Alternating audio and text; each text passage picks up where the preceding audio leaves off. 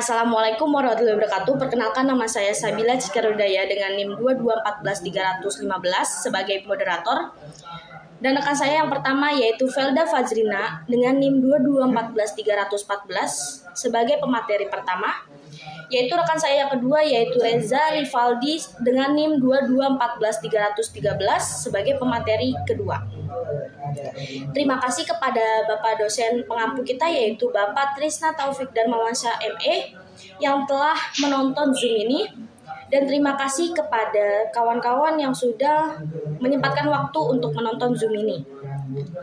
Kami dari kelompok 5 ingin mempresentasikan tentang tauhid sebagai dasar integrasi ilmu.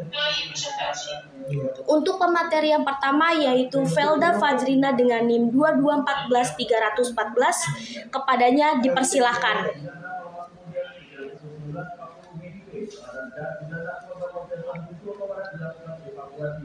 Pengertian tauhid. Tauhid menurut bahasa merupakan masdar dari wahada.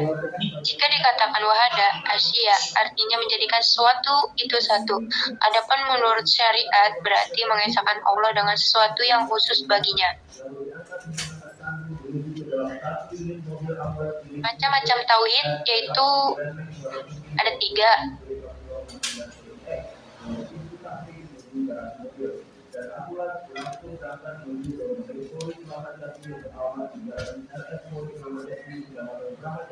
Yang pertama yaitu tauhid rububiyah, yang kedua tauhid uluhiyah, yang ketiga tauhid asma wa sifat. Yang pertama tauhid rububiyah. Tauhid rububiyah adalah mengesahkan Allah dalam segala perbuatannya, meyakini bahwa Dia sendiri yang menciptakan seluruh makhluk. Sesungguhnya Allah adalah pemberi rezeki bagi setiap manusia, binatang, makhluk lainnya. Allah berfirman dalam Quran surat Hud ayat 6, dan tidak ada suatu binatang pun di bumi melainkan Allah lah yang memberi rezekinya. Yang kedua yaitu tauhid uluhiyah adalah ibadah.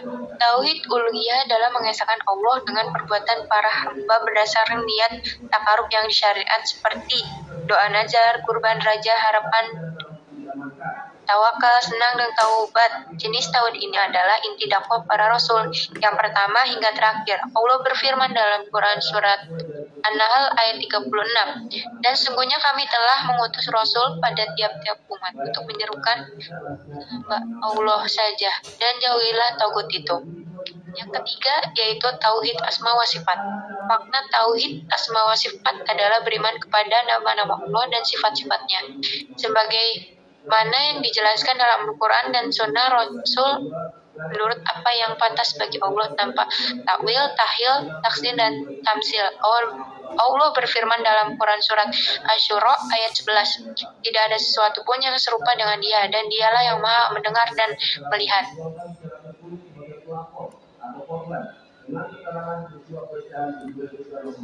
Yang B yaitu penemu ajaran tauhid. Dalam ilmu perbandingan agama, Nabi Ibrahim disebut bapak teologi Islam yang beraliran monoteisme atau percaya pada satu Tuhan atau tauhid.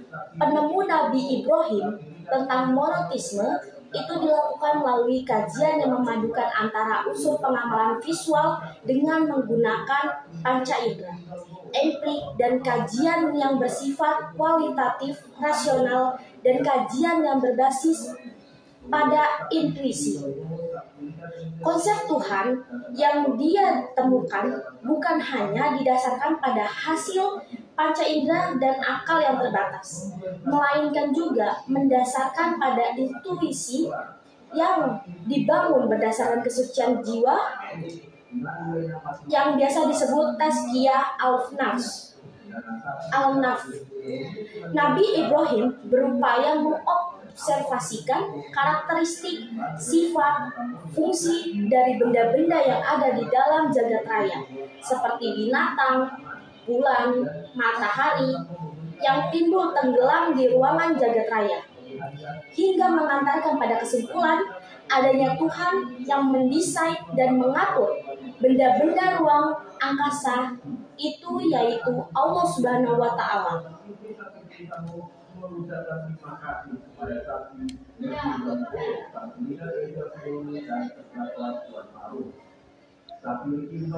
Tauhid. Tauhid sebagai dasar ideologi. Tauhid sebagai hidup umat Islam.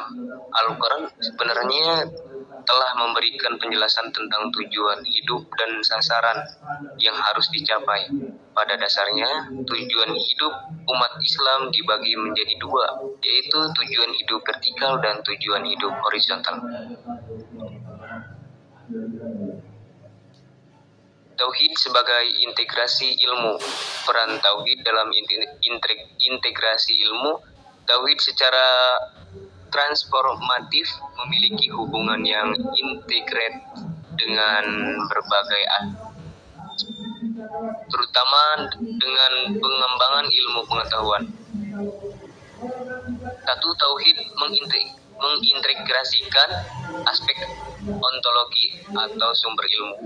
Tauhid dapat dipahami sebagai upaya mengintegrasikan atau menyatukan atau memandang bahwa pada hakikatnya seluruh sumber bagi pengembang ilmu itu satu, berasal dari Allah Subhanahu wa Ta'ala.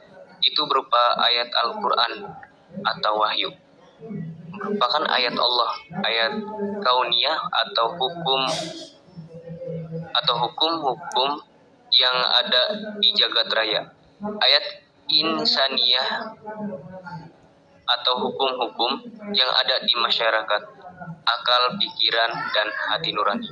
Dua, tauhid tentang aspek epistemologi. Tauhid menyatukan aspek metode atau langkah-langkah dalam penelitian ilmu pengetahuan berdasarkan sifat dan cara kerjanya. Tauhid mengintegrasikan aspek aksiologi. Iman erat dengan hubungan dengan aman, damai, sejahtera, dan terberdaya. Mengandung arti tentang perlunya tanggung jawab moral dari yang diabadikan untuk mewujudkan perdamaian dunia, rasa aman, sejahtera, dan bahagia dan batin.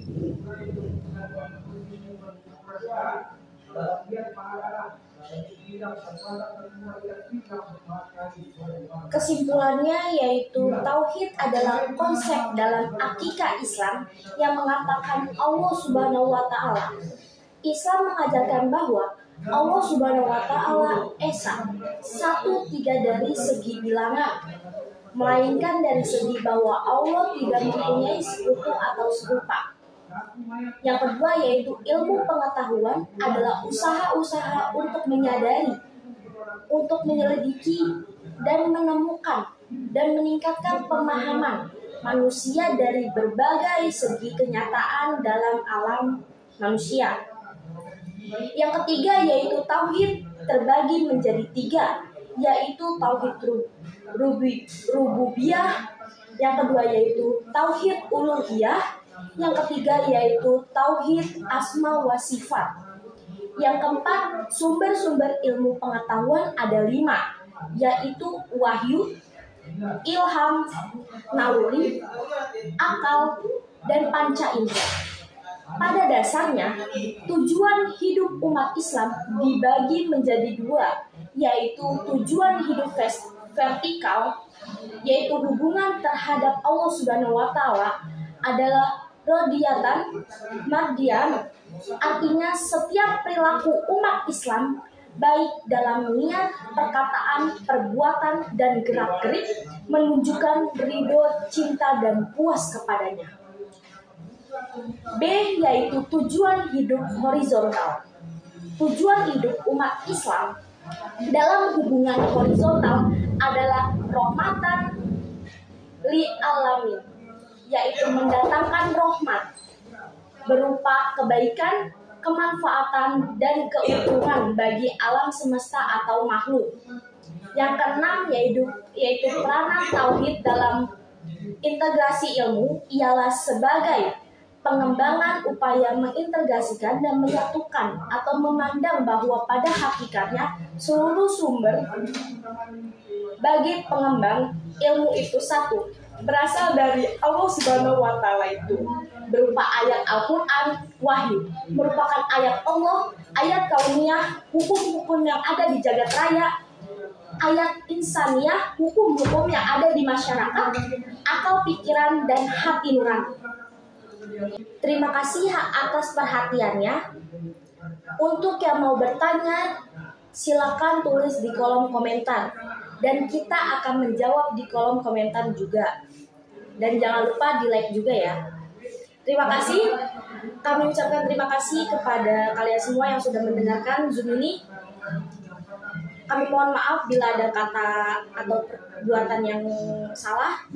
Tolong dimaafkan. Wabillahi taufiq wal hidayah. Wassalamualaikum warahmatullahi wabarakatuh.